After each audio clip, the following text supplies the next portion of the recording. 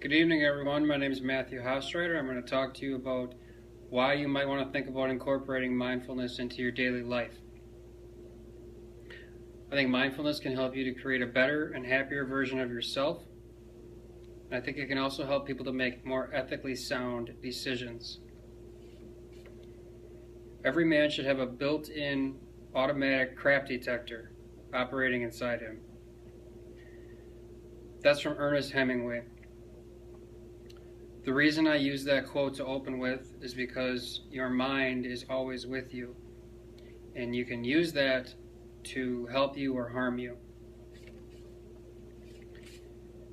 It can also distort your reality, tell you things that aren't true. But the point of mindfulness is that it can help you to harness your best friend that you have everywhere you go, and that is the power you have within your own mind. Mindfulness is concerned with emotions, thoughts, and psychological well-being. It is defined as a state of being, attentive to and aware of what is taking place in the present. It's incorporated with 5 features, the first of which is mindful attention or mindful awareness. That is, of the present experience. There are 2 schools of thought regarding this first principle, and that is the first of which is no dialogue, or an empty and quiet mind, open to everything that's happening. Or the second, which is investigative, and it's much more detailed. The second component is diminished self-talk, reducing the frequency with which your own chatter within your own mind goes on. Also regulating interference. Interference, if you remember, we studied about in Chapter 1, will block you from what is actually occurring in the present moment. In the case of our class, it'll block you from what a speaker is actually saying to you. One way to work on diminishing your self-talk is to concentrate on your breath and to use concise labels. The third is non-judgment, or judgment reduction. This takes place by observing and being non-reactive to events that occur. It's similar to working on your listening skills, active listening, that we learned about in Chapter 3, and a way to do that is to not pass judgment on a speaker based on things that are going on, things they might be wearing, or the topic that they are presenting before you've actually heard what they have to say. It's important to not dismiss or reject. That transfers right into the fourth, which is non-doing. A simple way to explain that is to expect nothing, do nothing, and to let go. To just simply let things happen by themselves naturally. Letting go of control. And the fifth and final component of mindfulness is philosophical, ethical, and therapeutic belief, helping give service to beneficial and pro-social goals. Now that I have explained briefly why mindfulness is important for the use and support of it, I want to explain to you some of the results that can happen if you would like to adopt this. It produces positive results for all the people involved in the process, whether it's the person practicing it or the people that they interact with. Empirically, by scholars and also on a personal level, I can tell you that it increases the quality of your life.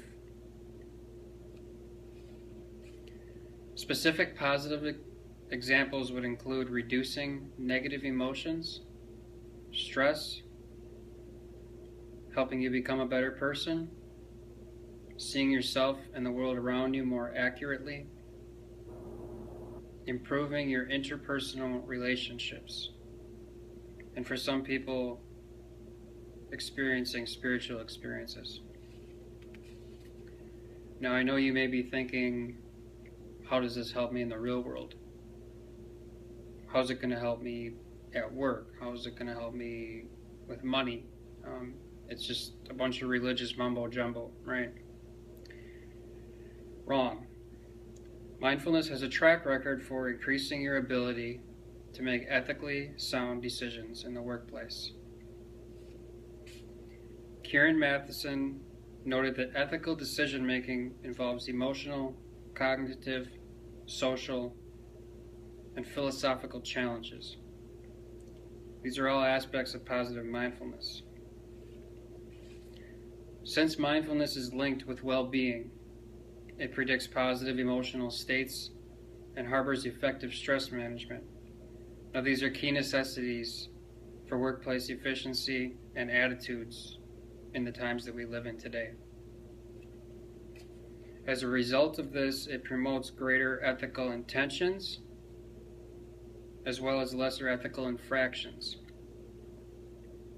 Increase in ethics, decrease in problems. It helps people promote internal well-being rather than external rewards. And what actually ends up happening is that because people want to be better people, they end up reaping better external rewards without just trying to get what they want. They're trying to be better for themselves and not become richer for society.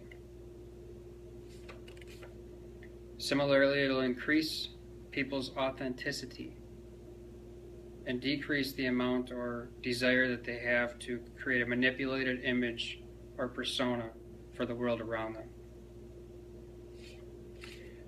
My beautiful girlfriend Crystal is now going to give an example to us all of the thoughts and actions that a mindful employee may take regarding a certain incident in the workplace.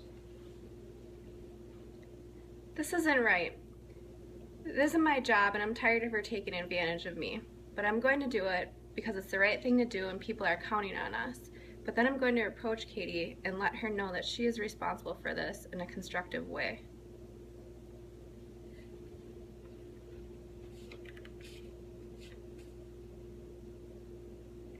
Consequently, non-mindfulness has ethical repercussions as well. Some examples of unethical behavior might be self-serving, self-deception, or unconscious biases. Crystal is now going to explain to us actions or thoughts that a non-mindful employee may take regarding a certain incident. Why do you always mess up? You never do your job right. I don't understand why you can't get it right. I wish we worked on different shifts. I'm not going to help you anymore, and I don't care because it's not my job. Thank you, Crystal. As you can see, you may be thinking that these are exaggerations, but it's important to understand the differences and the benefits of mindfulness in the workplace. In the former example, you saw how someone took care of what needed to be done regardless of the fact as to whether it was their job or not. Instead of throwing a temper tantrum, they acted rather than reacted, and then still stood up for themselves and was assertive after the fact. In the latter example, the person simply reacted and was hostile and completely negative and judgmental and didn't help the situation at all. In their mind, they were stating the truth, but what happened was the work didn't get finished and someone else's well-being was attacked.